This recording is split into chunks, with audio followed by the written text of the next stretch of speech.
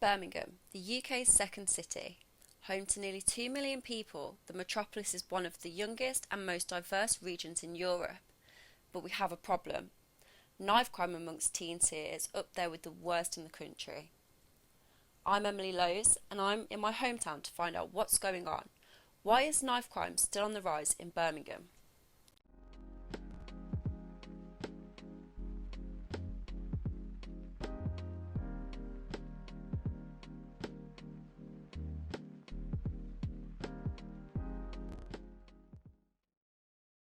The last decade has bore witness to the biggest rise in knife crime the UK has ever seen, and outside of London, Birmingham's seen some of the worst of it.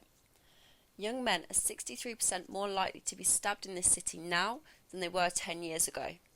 So it's no surprise that news coverage has been littered with copious stabbing injuries and fatalities.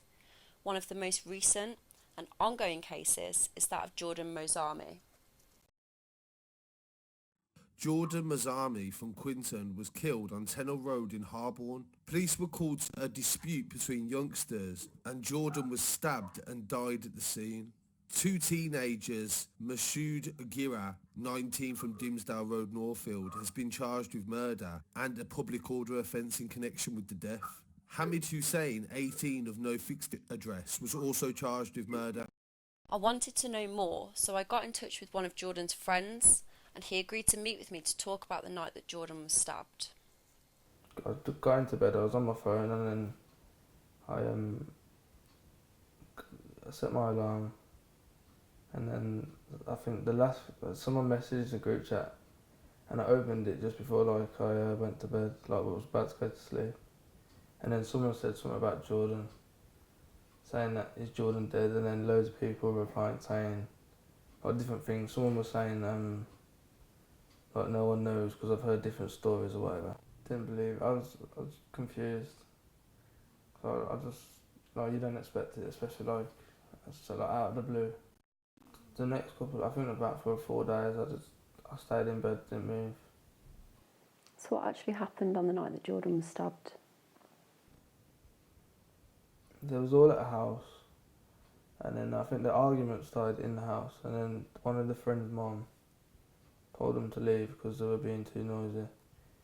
So then Jordan left with Nyron in the car, in Nyron's car, and then the other two left in a taxi. And then as we were driving off, I think they were shouting abuse out the window to Jordan, and Jordan was doing it back. And then I think the taxi man,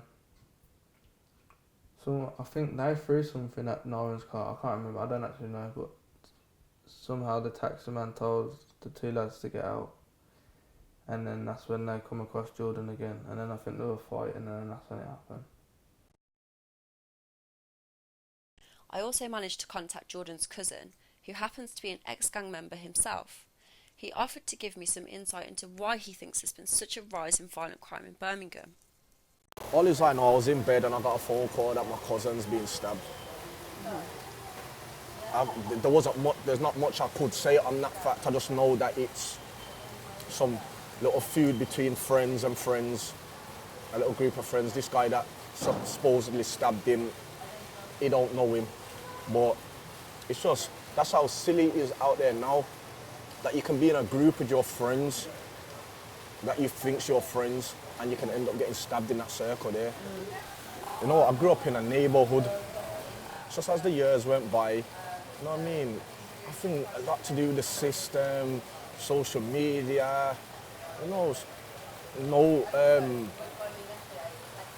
no clubs, no youth clubs, not much activities, not much opportunities for the kids to do anything.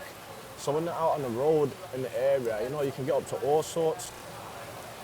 You know, you're on the street and it's like in some form, some people join gangs through fear because they fear or to gain stripes or whatever. And, you know, there's been loads of incidents where, you know, friends have got stabbed or shot but there needs to be a lot done in them areas, them deprived areas. They're doing nothing for the areas. You can even just look at the area and see the way they're run by the council and that.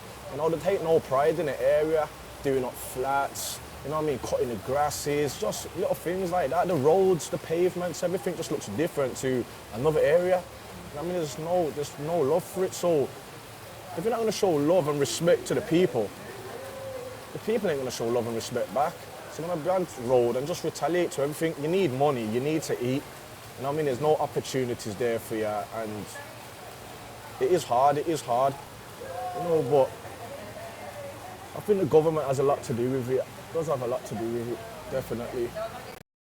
After my chat with Woe, I decided to look into Birmingham City Council's expenditure on youth services over the last 10 years. While I found that Birmingham Children's Trust secured funding back in February specifically for tackling youth violence, the overall budget for the services has been cut by around £5 million. The whole of the UK has had local authority budget cuts over the last decade, with children's services taking an average hit of 29%. Here in Birmingham, we've seen a 31% decrease in funding from central government, which is one of the worst in the country. In real terms, this means there are now less than 40 youth workers operating in the region, as opposed to 110 in 2011, and only 16 youth centres, as opposed to over 40. I also found out it's not actually a statutory requirement for the council to spend any money on youth services. Now, spending on youth services only decreased by 22% in line with the funding cuts, which shows me that Birmingham City Council are trying to support and salvage youth services. One person who's very outspoken about knife crime in Birmingham is Deputy Police and Crime Commissioner Ashley Bertie. That's an 85% rise since 2012 in knife crime here in the streets of West Midlands, and austerity has played a huge role in that. And I don't want to be somebody who moans and groans, but the facts are the facts. You know, we've lost 2,000 police officers since 2010. Our budget has been cut by £175 million in that time. So it's unrealistic to expect the police service here in West Midlands to deliver the same level of response and service as it did 10 years ago. So that's had a dramatic impact on what we were able to do. Aligned with that, austerity has meant we've lost a number of youth workers, a number of mentors, mediators, people who have a role to play in keeping our young people safe. So trying to bridge that gap, trying to work with communities to ensure we recognise what the issues are, and most important, to develop the tangible solutions to tackle those problems has proved very, very tricky. But I do believe that now that we have a police service who recognises those issues and societal levels, we're doing everything we possibly can to tackle those issues, and as a result, young people are becoming safe on our streets. I want to know why and how Birmingham's budget has been cut so much. So I'm back at one of the city's 5 universities to meet with cultural criminologist Kevin Hoffin. We've been driven into this by austerity measures that have come too thick and too fast. What the Tories have effectively done is they blamed Labour for what was a global market crash. Right? Every other sort of top economically developed country, as they're experiencing a slowdown, but they're not experiencing the same level of slowdown as we are. Yeah. We're back to the same levels as we were in 2009, right? So we're 10 years behind economically. You know, there's always going to be boom and bust, right?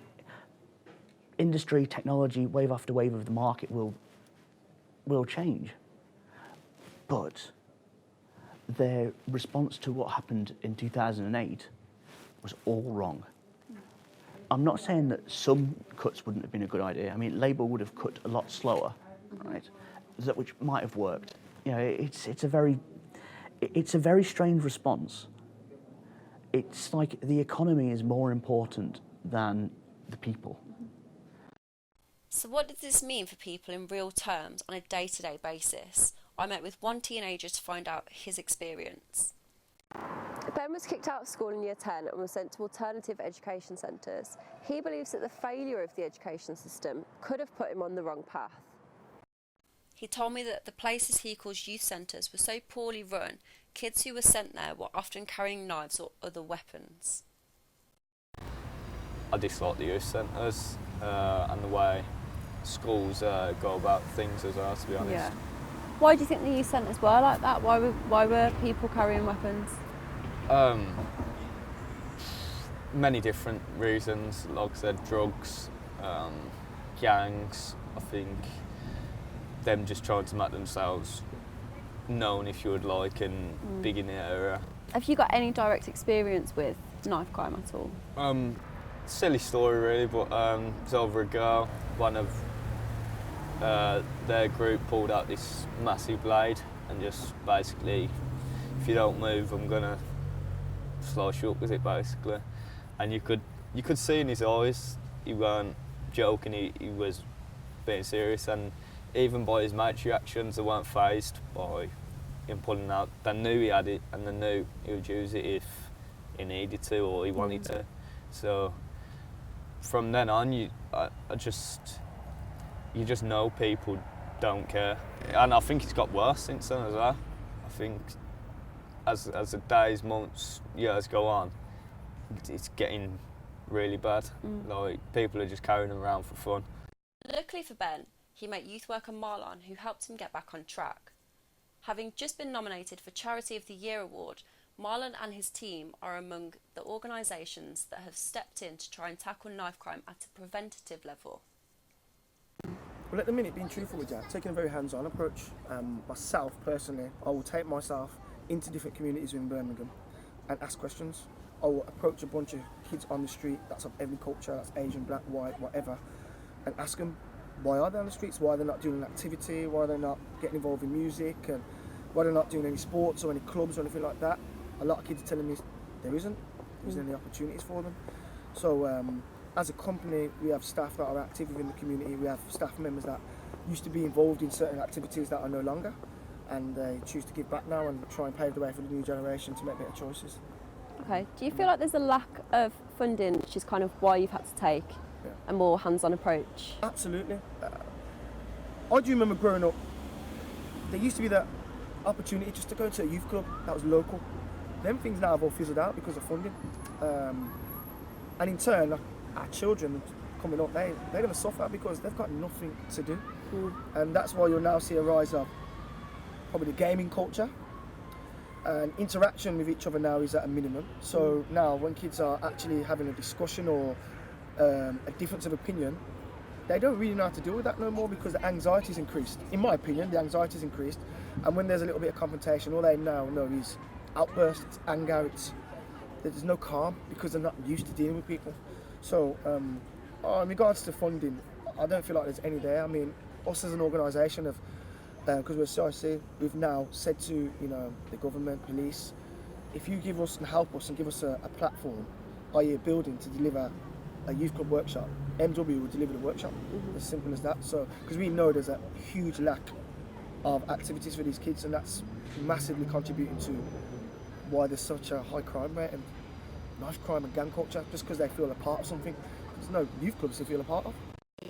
Yeah, I hear that all the time, that there's a lack of provision for young people, and I understand that, and I realise that. And the Commissioner and we have put £600,000 into diversion activities during this summer period. So right now, as we speak, and during the course of summer days, young people will be playing football, basketball, netball, arts, theatre, dancing, on our dime, because we recognise that we need to provide those outlets for young people to express themselves. But it's not just a case of young people doing activities, or as great as they are, it's what comes with it, the soft skills, the leadership skills, the teamwork skills, the core life skills young people need to be success in life. I don't think there's any such thing as a good kid or a bad kid. No kid is born wanting to pick up a knife, pick up a gun, or shoot or stab somebody. So I think we shouldn't blame people who come from certain postcodes. We should be trying to help them understand what they can do, what they can bring to society. It's all about recognising that there's good in every single child and every single young person. What we need to do is do more to help those young people realise their talents and maximise on their potential. I wouldn't carry one. That's all I'd say. Keep yourself to yourself.